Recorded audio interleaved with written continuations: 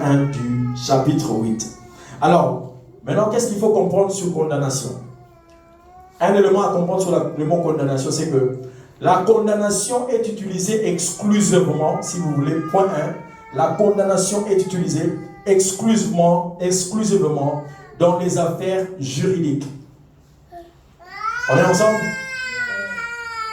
Yes. La condamnation, encore le mot condamnation, on l'utilise exclusivement dans les contextes des affaires juridiques. Ok? Donc tout ce qui est juridique, tout ce qui est amené dans les barreaux, encore dans les tribunaux, toutes ces histoires-là, c'est souvent là qu'on utilise le mot condamnation. Ok? Alors, deuxième élément sur le mot condamnation, le mot condamnation exprime pratiquement l'opposé de la justification. C'est-à-dire, celui qui est condamné est forcément pas justifié. C'est-à-dire, il ne recevra pas, n'est-ce pas, le salut ne sera pas épargné, n'est-ce pas, de c'est pourquoi il est condamné. Donc, le troisième point sur le mot condamnation désigne une sentence de culpabilité et le châtiment qui en découle. C'est-à-dire, le mot condamnation, je l'ai dit encore, désigne une sentence de culpabilité et le châtiment qui en découle. Ce qui veut dire que celui qui est condamné a reçu une sentence à cause de la chose qu'il a fait qui le rend coupable. Et bien sûr, il y a un châtiment ou encore, comme on dit, une sentence qui est attachée, n'est-ce pas, à cette condamnation. Donc, je répète encore, la condamnation désigne une sentence de culpabilité et le châtiment qui en découle. Le quatrième point, si vous voulez noter encore sur la condamnation, ici maintenant pour nous démontrer que nous sommes épargnés, le mot condamnation ici, pour nous les enfants de Dieu, ça nous démontre qu'aucun péché qu'un enfant de Dieu peut commettre, qu'il soit dans le passé, que ce soit dans le présent ou encore dans le futur, ne peut être retenu contre lui. Est-ce que je suis en train de parler à quelqu'un? C'est-à-dire dans notre cas maintenant pour les enfants de Dieu, le mot condamnation ici, quand Paul dit il n'y a plus de condamnation, ce qui veut dire le péché passé, le péché présent et le péché futur, aucun de ces péchés n'a le pouvoir d'être retenu contre nous dans les tribunaux de Christ ou encore dans les tribunaux de Dieu. C'est pourquoi il est écrit, il n'y a plus donc de condamnation pour ceux qui sont en Jésus-Christ et ceux-là, n'est-ce pas, qui ne marchent pas selon la chair, mais plutôt selon l'esprit. Est-ce qu'on est toujours ensemble en train de suivre? Alors, on évolue pour nous aider toujours à donner beaucoup plus d'explications et d'éclaircissements sur condamnation. Alors, aucune condamnation veut aussi dire, parce que la punition, n'est-ce pas, on n'a plus de condamnation. Pourquoi? Parce que la punition a été payée par Christ et que sa justice nous a été imputée. La punition ou encore ce qui devait être payé à cause de la culpabilité, à cause du péché, Christ l'a fait et que sa justice a été, n'est-ce pas, imputée sur nous ou nous a été accordée. Donc il y a eu comme un échange. Christ a pris la condamnation qui était sur nous et il nous a donné la justification que lui avait naturellement parce qu'il était sans péché. Est-ce que je suis en train de parler à quelqu'un? Ce sont des éléments simples mais très importants que le diable joue dans la tête et dans le cœur, dans la pensée de plusieurs enfants de Dieu. S'il vous plaît, si vous pouvez prêter seulement attention un tout petit peu, on ne va pas durer. Amen, amen, amen.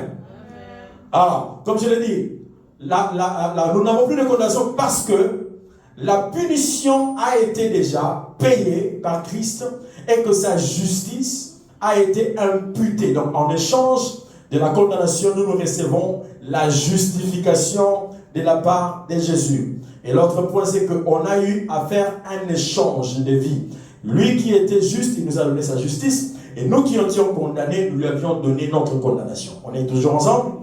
Alors, l'autre élément sur pourquoi nous n'avons plus de condamnation, parce que le Seigneur Jésus-Christ a satisfait toutes les exigences de la loi. C'est-à-dire comme si vous allez dans un tribunal et que l'on dit, si quelqu'un peut-être tue par arme ou encore tue par je ne sais pas comment, ou quelqu'un qui vole, tout ce qui est comme crime, on donne une liste des choses à payer par rapport à ces crimes. Alors le Seigneur Jésus-Christ a satisfait tout ce qui était censé être payé par rapport au péché de toute l'humanité. C'est ce qui fait que nous autres là, nous sommes venus et nous avons obtenu plus de condamnation en étant en Jésus. Amen, amen, amen, amen.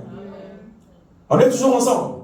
Oui, ce message il est simple, mais le diable joue un rôle terrible dans le cœur ou dans les pensées de beaucoup d'enfants de Dieu. Quand les choses ne marchent pas, quand les choses n'évoluent pas, bien souvent, il essaie de ramener dans nos têtes ou dans nos pensées qu'il y a certainement il y a quelque chose qui nous lie, il y a quelque chose que nous avons fait dans le passé, ou encore venant de nos familles, ou encore venant de nos parents, qui nous retiennent, qui sont la cause pour laquelle nous sommes en train de subir ce que nous sommes en train de subir. Et si nous ne sommes pas informés, nous continuerons, n'est-ce pas, à faire des combats alors que nous avons déjà obtenu, n'est-ce pas, la justification de la part du Seigneur. Alors le livre de Colossiens chapitre 2, verset 14 l'explique beaucoup mieux. Le livre de Colossiens, chapitre 2, verset 14. J'ai dit Colossiens, chapitre 2, verset 14. C'est un passage aussi connu qui dit ceci. Il a effacé l'acte dont les ordonnances nous condamnaient. Est-ce que je suis en train de parler à quelqu'un? Il a effacé l'acte dont les ordonnances nous condamnaient. Alors, et qui subsistait contre nous, et il l'a détruit en le clouant à la croix. J'aimerais que nous puissions voir un peu plus rapproché qu'est-ce que le mot acte voulait dire. Parce que souvent nous citons ça, il a effacé l'acte dans l'air. Mais nous voulons comprendre en fait, ça voulait dire quoi le mot acte? Alors en grec, le mot acte ici qui a été signifié ici, le mot acte signifiait, ça désigne la reconnaissance des dettes rédigées par la main du débiteur lui-même. Ce qui veut dire une lettre de décharge, Nazui Nyongo, et je signe, j'écris, voici, j'ai réellement reçu la dette, et je signe, dès que j'aurai l'argent, je veux rembourser. Alors, tout être humain a été reconnu coupable.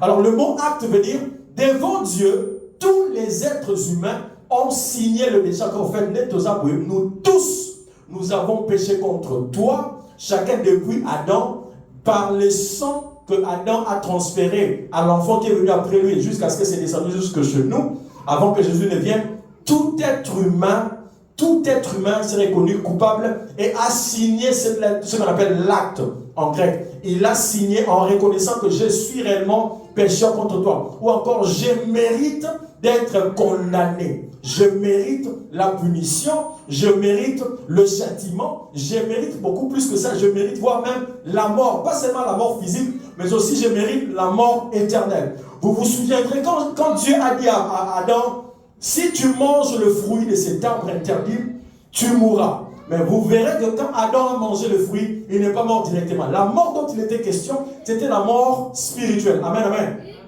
Comme nous le savons. Donc, le péché avait déjà apporté la mort qui était la mort spirituelle. Alors, tout être humain né de femme a hérité du sang d'Adam, n'est-ce pas, le péché qui était lié à son sang, parce que la condamnation était, n'est-ce pas, attachée à son sang. C'est comme les maladies héréditaires. Comment ça se fait que le papa avait telle maladie, les enfants aussi ont eu telle maladie, et ça descend comme ça? Parce que c'est lié avec le sang. Est-ce que je suis en train de parler à quelqu'un? Je sens que je parle aujourd'hui. Je suis en train de parler à quelqu'un. Je sais que le diable ne veut pas entendre que ces choses soient diffusées d'une certaine manière. Mais nous allons le dire au nom de Jésus.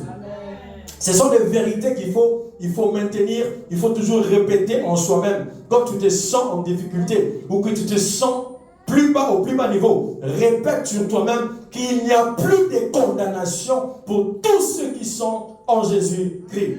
Alors, comme je l'ai dit, le mot acte ici, c'est une lettre de reconnaissance. C'est-à-dire, chacun de nous, de lui-même, a signé devant Dieu, dire que bon, je suis coupable, donc j'ai péché contre Dieu, d'une manière ou d'une autre, même si ce n'est pas moi directement, mais c'est qu'il y a dans le sang déjà. Il y a des enfants victimes du sida. Pourquoi? Parce que les parents ont eu le sida et c'est attaché à leur sang. Et ce qui fait que dès qu'ils naissent, directement ce sang-là est transfusé en eux. Et quoi? Ils tombent malades sans pour autant commettre en fait, un acte sexuel qui les amènerait à avoir la maladie. De cette même manière, le péché d'Adam a été lié en son sang. Et ce qui fait que tout ce qui naît des femmes naissent avec ce péché. Et vous comprendrez pourquoi que Jésus devait venir, pas seulement venir, mais il devait faire un travail avec le sang.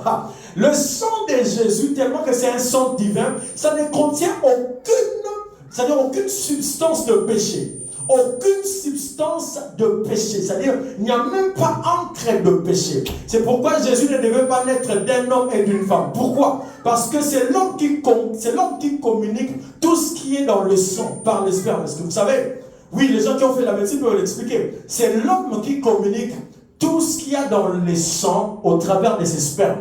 Ce qui fait que tout ce que le papa avait, les enfants peuvent l'avoir directement parce que les spermes contiennent aussi le sang. Et sachant cela, c'est pourquoi Jésus ne devait pas naître au travers par un homme, par le sang de l'homme. Marie n'était seulement, comme on les appelle aujourd'hui, les femmes porteuses. Est-ce que je suis parler à quelqu'un? Marie n'était qu'une femme porteuse. Comme aujourd'hui, vous le savez, il y a des femmes porteuses, surtout aussi aux États-Unis.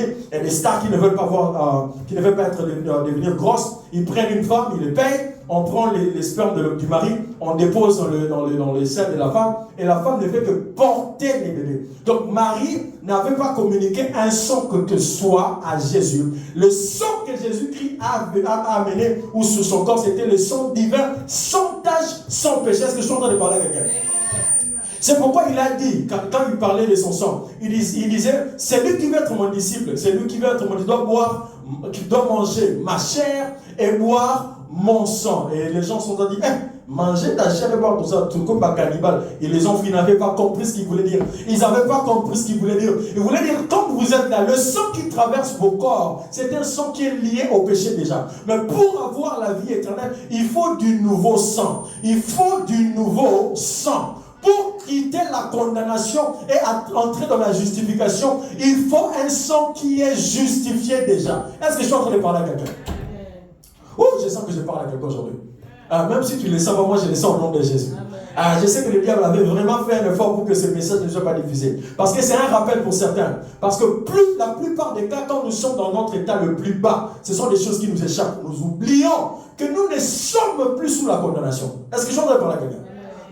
Peu importe ce qu'a fait les parents, tant que tu as donné ta vie à Jésus, le nouveau sang de Jésus est entré automatiquement en toi, ce qui fait que ça renverse le sang qui était précédé.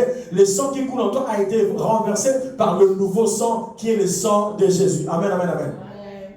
Alors il faut savoir que tout le monde, comme je l'ai dit, est débiteur devant Dieu. Tout être humain est né péché, comme la Bible dit, tous ont péché et sont privés de la gloire de Dieu. Tous ont péché et sont privés de la gloire de Dieu. Alors nous évoluons.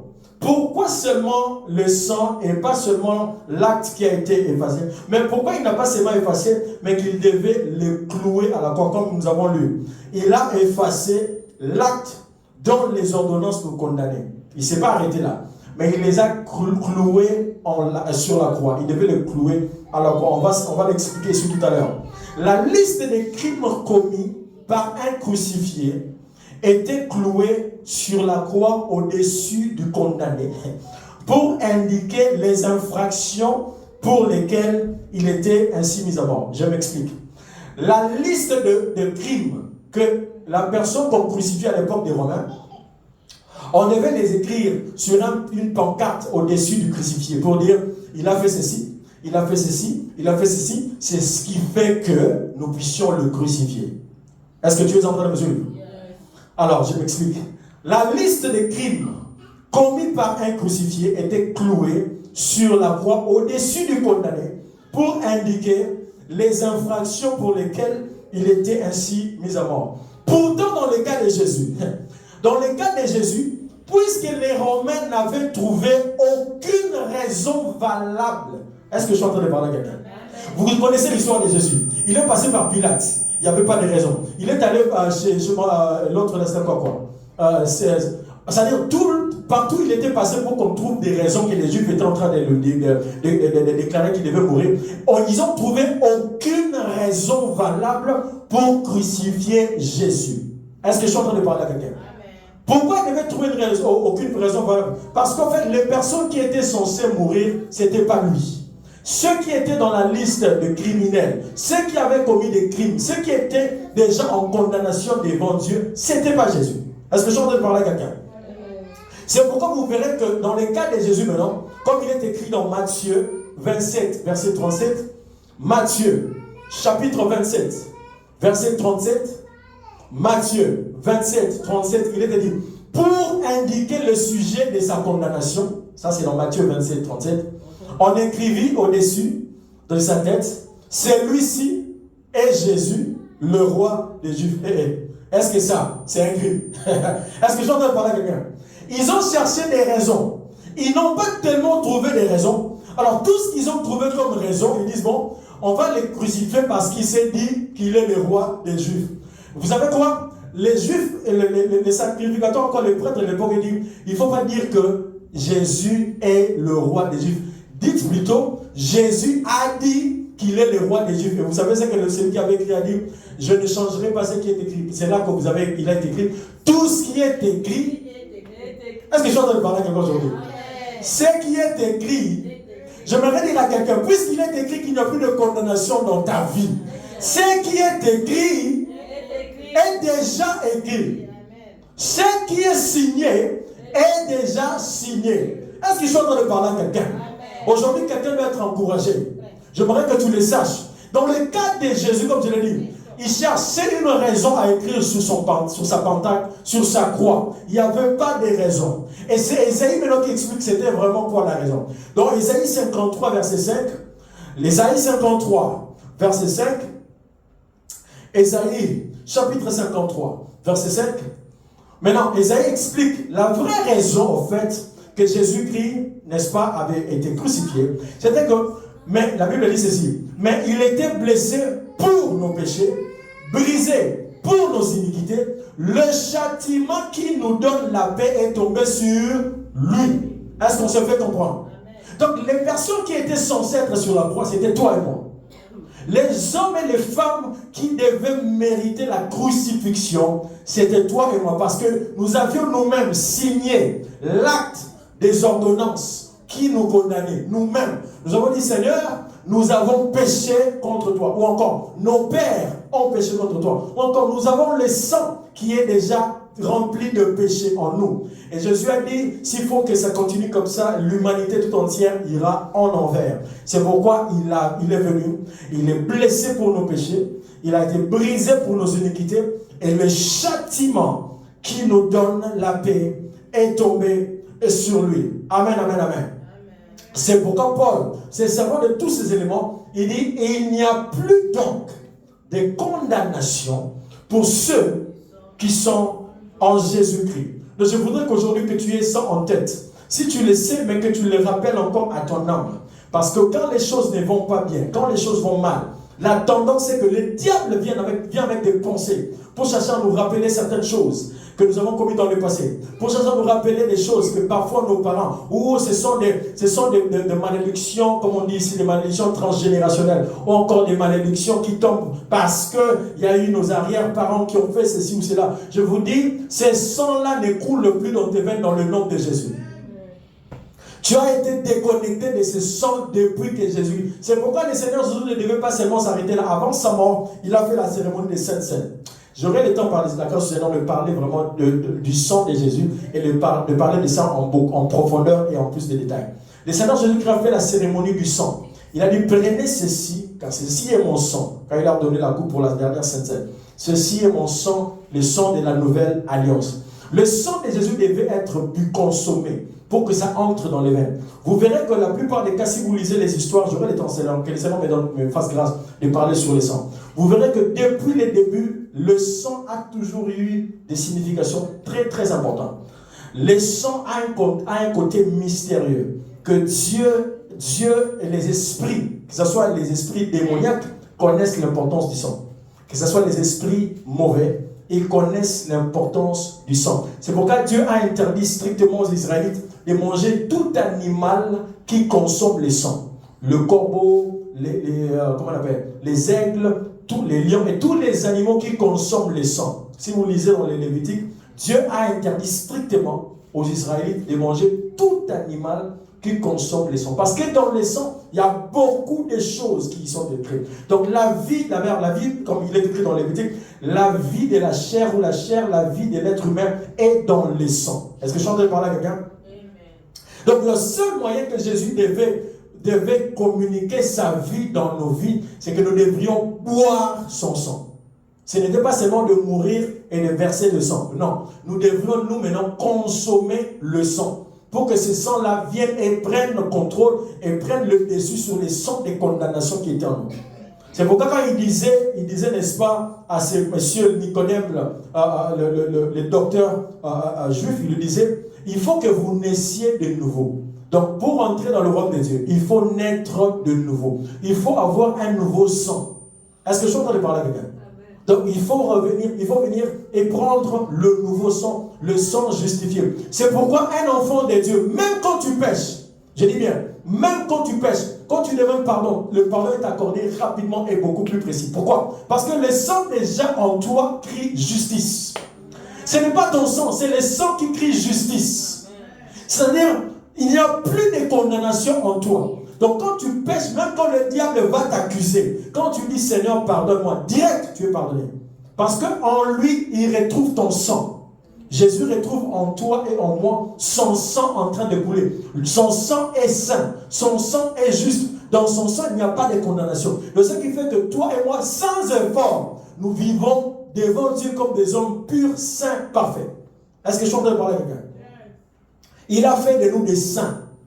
Il a fait de nous des saints. Ce n'est pas par effort. Ce n'est pas parce que tu as fait ceci. C'est à cause de lui-même. C'est à cause de la grâce. C'est à cause de l'œuvre qu'il a accomplie sur la croix. J'aimerais que tu retiennes ça dans ta tête. J'aimerais que tu rumines ça comme la chèvre rumine les aliments après avoir mangé. Il rumine ça pour les remanger. Donc cette parole, ce genre de paroles que tu manges et tu rumines, tu manges encore. Il y a une différence entre ce que le chien fait. Le chien va manger ce qu'il a vomi. Ah, mais la chèvre rumine ce qu'il... C'est-à-dire il mange, il met provision de ce qu'il avait mangé et il le rumine pour les manger encore. C'est très différent. Est-ce que j'entends parler à quelqu'un? La chèvre rumine ce qu'il a mangé, c'est-à-dire le fait sortir pour les manger encore. Le chien mange ce qu'il a vomi. Or, ce qu'on vomit, vous comprenez ce que je veux dire? C'est-à-dire ce que l'on vomit contient des bactéries, des choses qu'il ne faut plus remettre dans le ventre. Mais ce que l'on rumine, parce que quand il mange, la chèvre a une poche, là où il couvre, il garde les aliments pour ne pas être infectés. Il peut les ruminer et les remanger. Ce genre de paroles, ce sont des paroles à ruminer et à remanger. À ruminer et à remanger. Pour rappeler à ton âme que toi là, tu n'es plus sous la condamnation. Amen, amen, amen. Et vous le mettez avec nous. Ça sont des vérités. Donc j'aimerais vraiment insister sur ça. Et que tu passes aujourd'hui avec cette pensée que je ne suis plus sous la condamnation. Et c'est pourquoi quand tu vas prier aujourd'hui, quand tu vas prier, prie avec confiance et prie avec confidence. Quand tu vas donner des ordres au diable et à ses démons, dis-les avec confidence, avec confiance. Parce qu'il doit être au courant que tu es au courant. Il doit savoir que tu sais, tu connais tes droits, tu connais les privilèges que tu as. Il doit savoir que ce n'est plus toi qui vis, mais c'est Christ qui vit en toi, au travers de son sang. Est-ce que je suis en train de parler à quelqu'un? Au travers de son sang. Au travers de son sang. Parce que dans son sang contient la justice, la paix, la pureté. Et aucun péché ne circule dans le sang de Jésus. C'est-à-dire, Dieu, il a la fonction de juge, comme vous le savez, la Bible l'appelle le juste juge. À chaque fois qu'il regarde les êtres humains, il les regarde avec l'œil d'un juge. Je dis bien, Dieu nous regarde tous avec un œil de juge. Maintenant, quand il s'agit des enfants de Dieu qui sont en Jésus, quand il nous regarde, il nous voit tous comme Jésus. Pourquoi? Parce que nous possédons le sang de Jésus. Et ceux-là qui ne sont pas en Jésus, ils le voient tous comme Adam après la chute. Est-ce que je suis en train de parler à quelqu'un? C'est pourquoi c'est très risqué de rester dans cet état d'Adam après la chute. Tous ceux-là qui ne connaissent pas Jésus, je prie que le Seigneur leur rencontre et qu'il donne leur vie au Seigneur Jésus-Christ. Parce qu'à chaque fois que Dieu le regarde, il le regarde avec un œil de juge et il leur voit tous sous condamnation. Est-ce que je suis en train de parler à quelqu'un? Tous ceux-là qui n'ont pas Jésus, ils ont encore le sang d'Adam qui crie contre eux. Le sang du péché en train de crier en leur défaveur. C'est pourquoi il faut prier pour les membres de sa famille.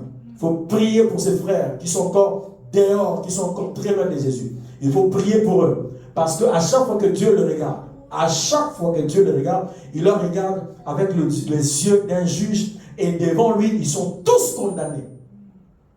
Et ces genres de personnes qui sont encore sous cette condamnation, bien que la grâce est là, bien que Jésus est là, bien que le sang est disponible, tant qu'ils ne croient pas au Seigneur Jésus-Christ, le diable a l'autorité sur eux.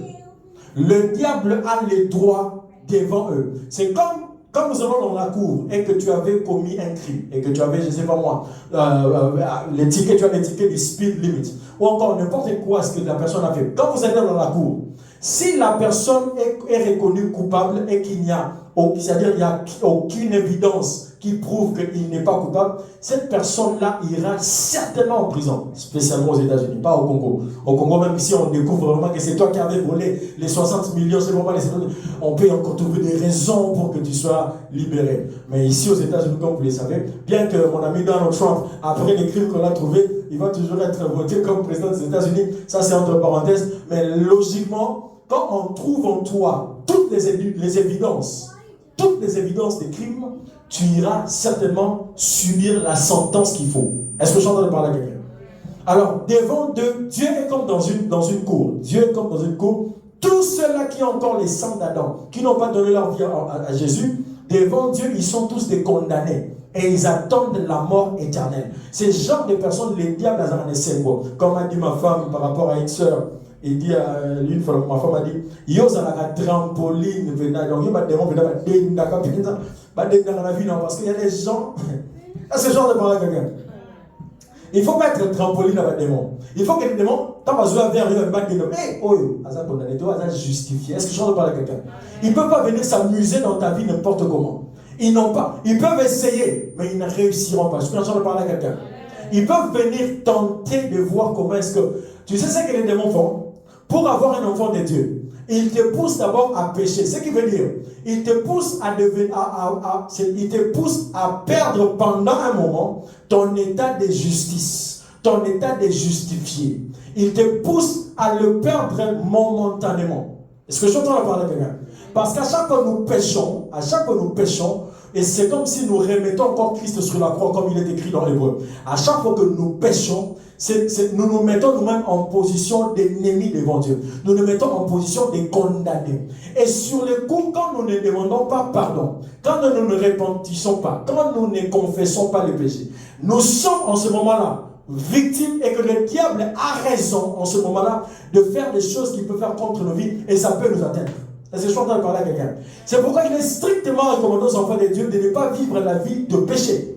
C'est pourquoi il est strictement interdit aux enfants de Dieu de vivre dans le péché, parce qu'en vivant dans le péché, tu te mets toi-même en état de condamné. Tu t'exposes toi-même, tu te donnes, c'est-à-dire tu donnes au diable le libre arbitre d'opérer légalement dans ta vie. C'est pourquoi Paul a dit quand tu es en colère, ne pêche pas. Il dit quand tu es en colère, ne pêche pas. Parce qu'à chaque fois que nous péchons, et le verset qui est après, il dit quand tu es en colère, ne pêche pas, et que le soleil ne se couche pas sous ta colère. Et la suite dit ceci, ne donnez pas accès au diable. C'est-à-dire, à chaque fois que nous péchons, nous donnons légalement accès au diable. Nous lui disons, voici, nous sommes maintenant des condamnés, tu peux venir. Nous sommes maintenant condamnés, tu peux venir opérer légalement. Est-ce que je suis en train de parler à quelqu'un? Oh oui, c'est pourquoi les enfants de Dieu doivent être informés de ceci. Il faut alors veiller à ta marche devant le Seigneur. La justice ou encore la justification que nous avons reçue en Jésus, nous devons simplement la protéger. Notre responsabilité, c'est seulement de protéger cette justice que nous avons déjà reçue. C'est tout ce que nous avons comme responsabilité. C'est-à-dire d'éviter maintenant de manger les choses que nous avons vomies. Est-ce que je suis en train de parler à quelqu'un? De refuser alors de se battre, de ne plus manger des choses que nous avons vomies, des choses pour lesquelles nous avions été condamnés. Nous arrêtons de le faire automatiquement pour nous maintenir dans cet état de justice. Ce n'était pas par la force que nous l'avions obtenu, ce n'était pas par nos efforts, c'était par le fait qu'on a seulement cru en Jésus, on a pris son sang. Mais pour la maintenir, nous devons nous tenir fermes et veiller à ce que notre marche puisse à tout moment plaire au Seigneur. Est-ce que je suis en train de parler à quelqu'un?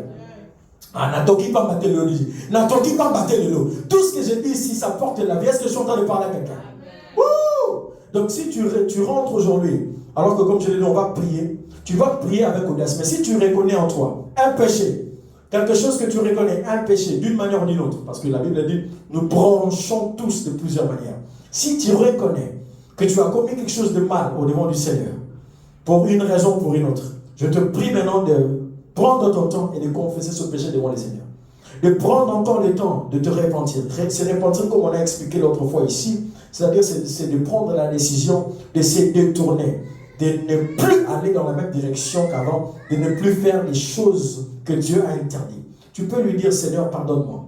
Oh oui, nous avons l'assurance que quand nous demandons pardon, lui qui est juste et fidèle pour nous pardonner et de nous purifier de toute sueur. C'est-à-dire, il va pardonner le péché. Tu demandes pardon pour que tu reviennes dans ton état de justifié, pour que tu remettes encore ta casquette de justifié devant le Seigneur, et que le diable se sente maintenant en position de faiblesse, qu'il ne soit plus autorisé de faire quoi que ce soit. C'est alors qu'après cela, nous allons nous lever pour commencer à prier et à faire des déclarations, à dire des choses, à donner des ordres aux démons, à toutes ces choses qui s'élèvent contre nos vies. Là où tu es, tu peux déjà commencer à parler au Seigneur.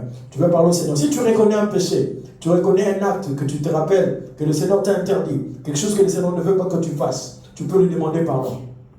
Il n'y a pas de mal en ça. Nous branchons tous, comme j'ai dit, nous branchons tous de plusieurs manières. Tu peux demander pardon. Et si tu te rassures maintenant que tu as déjà demandé pardon, si tu es rassuré que tu as demandé pardon sincèrement et que tu es prêt non seulement à confesser, mais aussi à te repentir, à prendre la décision sérieuse de ne plus revenir sur ces choses, les choses que le Seigneur t'a interdites, que tu ne reviennes plus à cela, que tu l'arrêtes, que tu te détournes de cela.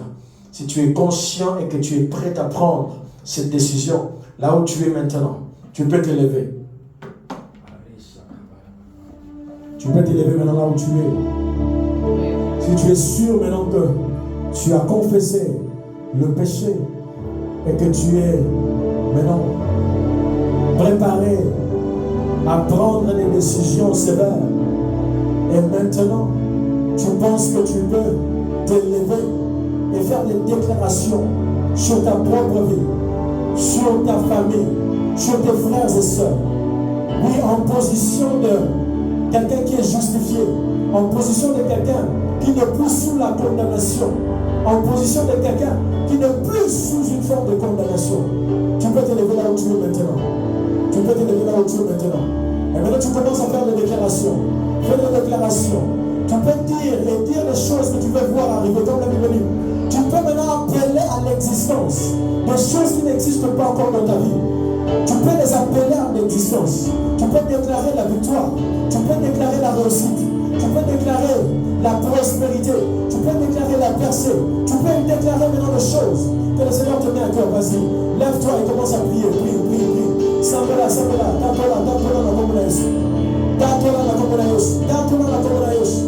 Déclare les choses que tu veux voir.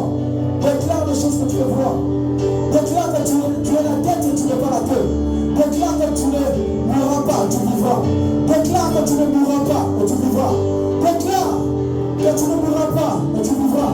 Déclare que tu vas monter, tu n'iras pas en arrière.